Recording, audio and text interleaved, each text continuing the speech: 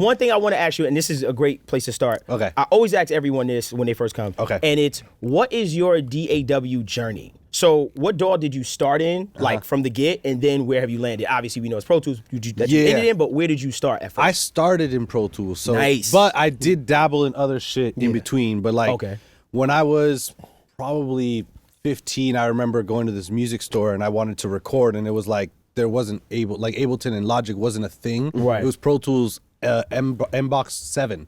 Wow. Or Empowered 7. Empowered 7, with yeah, the yeah, red yeah. box. Yeah. And so my dad bought me that shit, and I remember going home with the CDs. It was like 5 CDs, and I remember installing that shit and not knowing. I didn't know about the iLock. Right. I went back to the music store the next day. I was like, hey, so I installed the CDs, and what do I can't get it to work. Right. And he's like, well, you gotta have the iLock, you gotta register the thing, and you gotta all this shit. So like I didn't know how any of it worked. Right. And once I did get it working, I knew even less about how to get it That's going. a fact, right? Because once you open it, I'm pretty sure it was and like you're like overwhelming. 15, 16 years old. Right. No, YouTube was like in its infancy. Right. You couldn't just Google and be like, oh, how do I do this in Pro Tools? Like it wasn't, that information didn't exist like it does now on the internet. Right. So I feel like other people have a way bigger leg up on stuff than I did coming up. If I wanted to know something, I had to go to back to the music store to ask the guy. That's a fact. Or ask someone that knew, because there was no searching this shit. Now it's like, even now, like I might have an issue with something and I'll search like in YouTube, like, yo, Pro Tools crashing, I'm in this OS X. Right. And they're like, oh, well, it's got a problem with auto-tune, or it's got a problem with this, and that's why you got to do this. And it's like you can find answers now that I could have never found back then. And you came out of school and went right into engineering school, if I'm not mistaken. Did you go to engineering right school? Out of, I was actually, the funny story is I was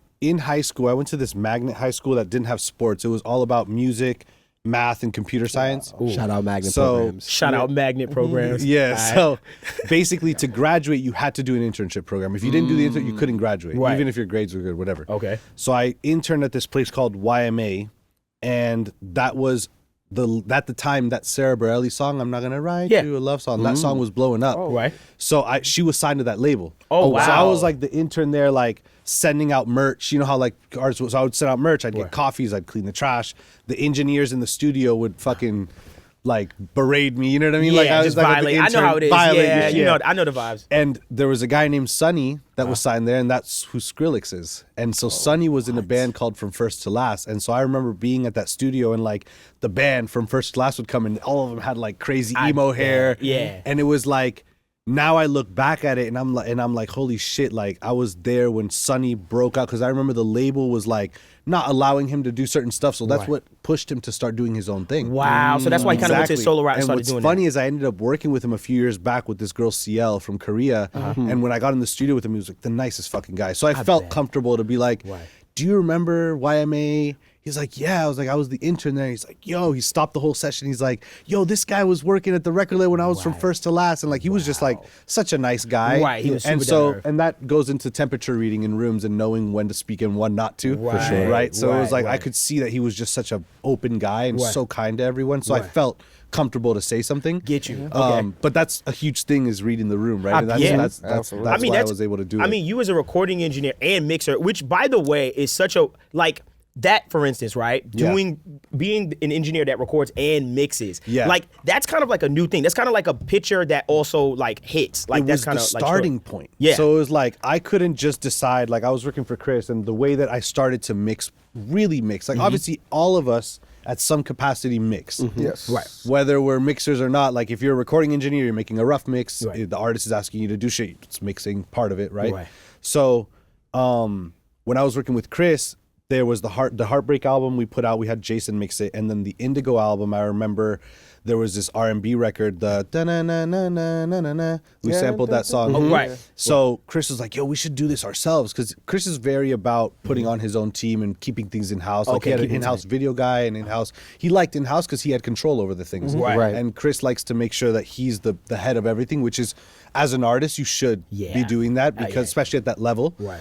So Chris was like, you should mix this, blah, blah, blah. So together we sort of got it to a place where he was happy with it. Right.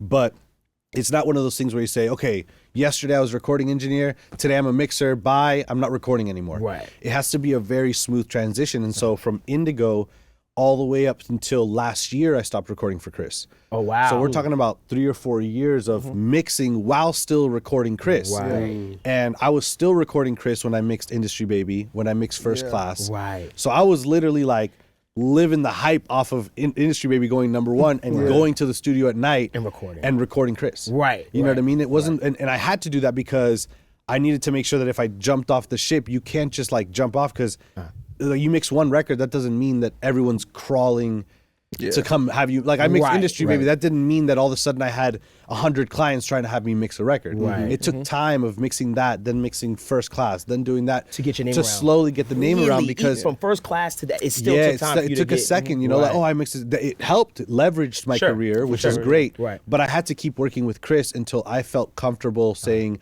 I don't need to be recording anymore because I'm so busy with mixing. Interesting. And that's really important because you don't want to find yourself in a place where you're a recording engineer, maybe you have a $3,000 apartment, but in New York, maybe $5,000 apartment. Facts. Thank you for and inflation. all these things. Thank Yeah, thank you. Inflation. And then jump off the ship and then be like, oh my God, I'm scrambling. Oh, I'm fucked up. Because one thing about it is like when you're like really struggling, it really affects the music and it affects your ability to like be pumped up to work. Right. You know what I mean? Like I feel like if you're struggling trying to patient and do all that shit, you're gonna not focus on doing what you need to do the best. Right. So I had to get to that place where I knew I was making enough money to be comfortable to be able to focus on mixing because as you know, like if you're mixing some shit, someone's like, yo, the light bill, the lights are out now, you're not really gonna be in the song no more. You're like, shit, I gotta pay this damn light bill. Let me go figure this out. So it's a distraction. Right. So I had to create an environment that I didn't have distractions. Right.